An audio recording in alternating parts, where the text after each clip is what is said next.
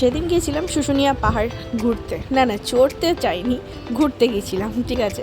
তো পাহাড়ে ওঠা তো হয়নি, সাইড সিন শুধু সিন করলাম। আর তারপর এই জলকুণ্ডটা দেখলাম, এখান থেকে দূর দূরান্ত থেকে মানুষ আসছে।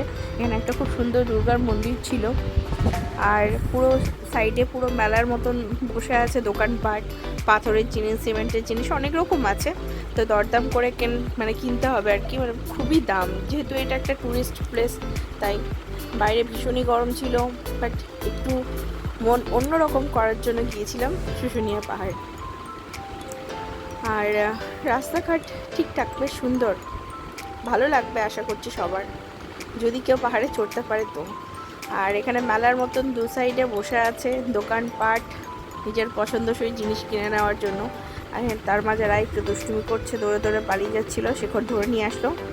আর আমরা এখানে ব্যাগের দোকান থেকে ব্যাগ নিলাম দুটো মা মাসির জন্য।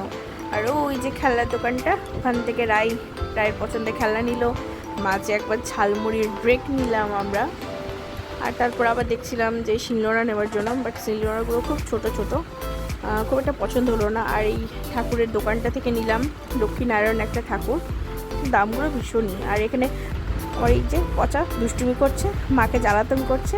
আর তারপর বাসা আসার পর এখানে লিচি চোখা খেলাম। এখানকার লিচি চোখা ভীষণই সুন্দর, রাবড়ি প্লাস জিলেবি খুব সুন্দর। আর ভিডিও করা হয়ে ওঠেনি, বাস কিছু পিক্স ক্লিক করেছিলাম, তারই কিছু দিয়ে দিলাম। আর আমার এখানে লিটি, তারপর জিলেবি, ঘিয়ে ভাজা জিলেবি আর রাবড়ি খেতে খুব ভালো লাগে, খুব জাস্ট অসাম। যদি কেউ পারো তো খেয়ে আসবে, আর জানি যারা যারা জানো তারা তো খেয়ে আসবে, ভীষণই টেস্টি হয়। তো দিনটা গোলে মালে খাবার খেয়ে ঘুরে বেরিয়ে বেশ সুন্দর কাটলাম। সো টাটা, দেখা হবে আবার অন্য কোনো ভিডিওতে।